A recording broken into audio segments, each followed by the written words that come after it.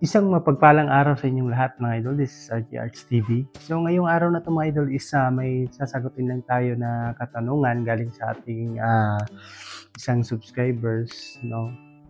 Ito yung tanong niya. Sabi nga niya dito mga idol, di ba daw nahuhulog yung bala or yung steel ball sa chamber na ating ginagawang mga toy gun, kasi napapansin niya sa atras yung ating bolt action. So ngayong araw na to, bago lang lahat, bago ko siya i-explain mahuhulog ba or hindi, shout out ko lang muna yung ating mga subscribers dyan. So maraming pong salamat sa inyong solid na suporta sa ating YouTube channel, which is bago nga ang lahat mga idol, may papakita din ako sa inyo na unit. Actually same unit lang. Kung mapapansin nyo sa previous video ko, sabi ko doon may 4 na unit akong ginagawa, which is same design lang naman, kaya hindi ako nag-upload ng tutorial kasi pare-pareha lang naman yung design niya. So before tayo mag-proceed mga idol, shout out ko nga pala si Tapisak TV, maker din yan mga idol. Supportahan nyo yung kanyang YouTube channel, which is Tapisak TV. Magandang araw sa iyo mga idol. And si G Blaster ng Cabulan Island, Bohol. Shout out ko rin si Jansen Placeros ng Surigao City, at yung may-ari ng unit na papakita ko sa inyo ngayon mga idol is si Paulo Masbati ng Bicol. Ayun nga, Sir Paulo Masbati, ito na po yung unit mo. Tapos ko na siyang gawin. Isang full set. So same design lang pa rin mga idol yung pinagawa natin sa atin. So dito lang tayo nag-iba kasi may design din siya dito. Lagyan ko siya ng design. So kulang nito is pinturahan, tapos at saka i-zero natin yung scope niya. Yung scope niya pala is BEC black powder na 16 sa ngayon mga idol, di ko pa siya ma-transfer kasi palagi talagang umuulan dito sa amin. Tapos may mga lindol-lindol pa na kaunti. So ingat po kayong lahat mga idol kung nasaan man kayong na lugar. So yung unit na pala nito mga idol is papadala natin siguro sa susunod na araw pag na-transfer na natin. So yun, set aside muna natin to mga idol. So ngayon, sasagutin na natin yung katanungan niya, no?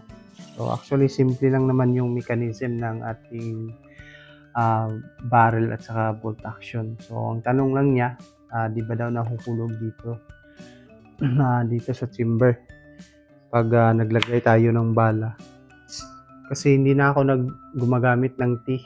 So gumagawa na lang ako ng T para dito sa ating chamber, para pag kinabit natin tong ano niya, yung pinaka design niya is flat lang siya, katulad nung Mighty, lalaki pa siya dito, so maiksi lang siya.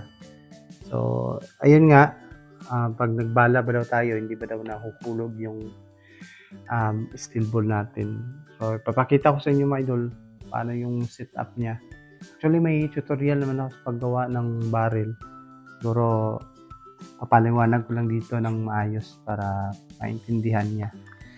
So yung exhaust pala natin na ginagamit is 10mm pa rin yung butas na.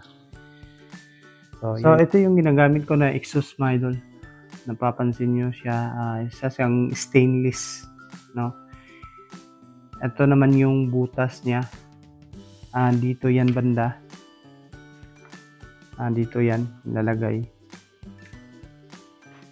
So ganito kalaki yung exhaust na ginagamit ko. So yung butas pala nito, sampulan natin mga idol para mas maintindihan natin, no?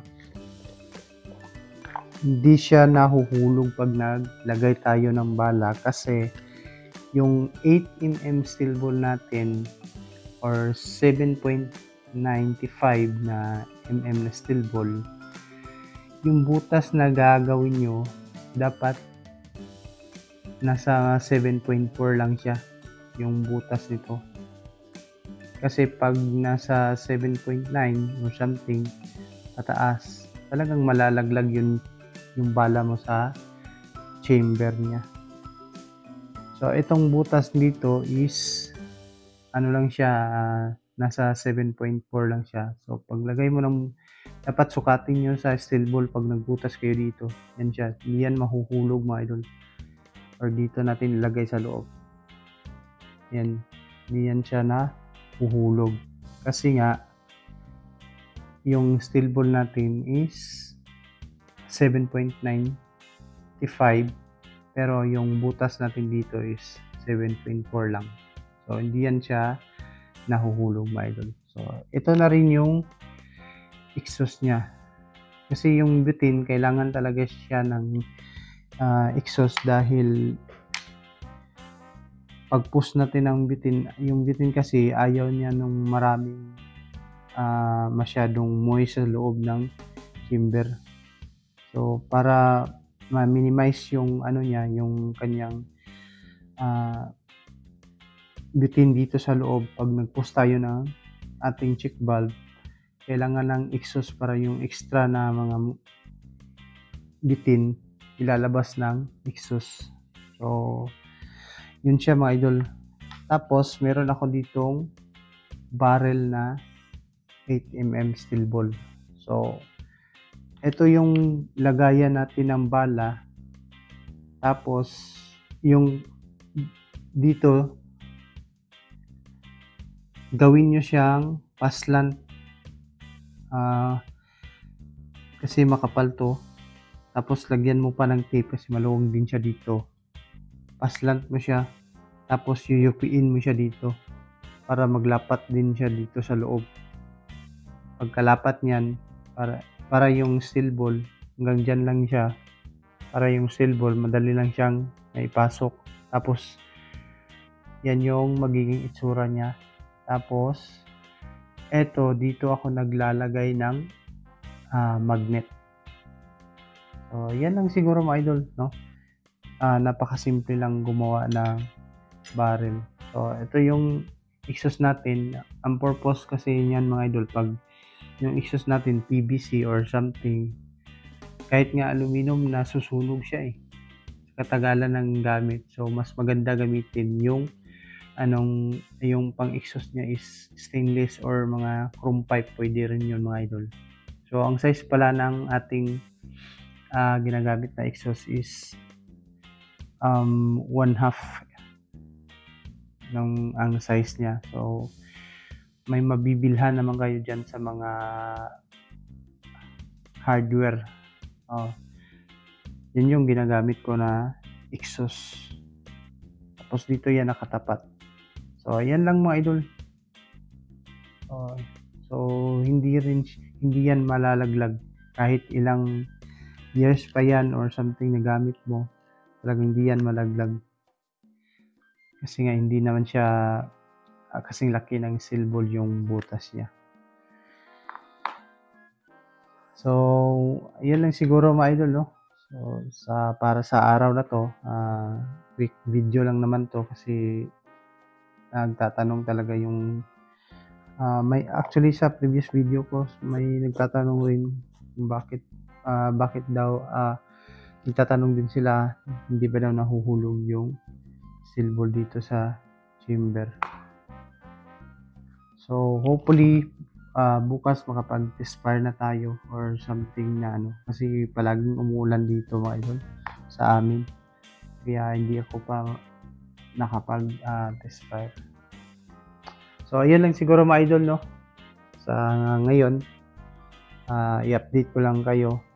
Then dun pala sa mga dun sa pamibigay ko na toy gun December, hintay lang kayo mga idol.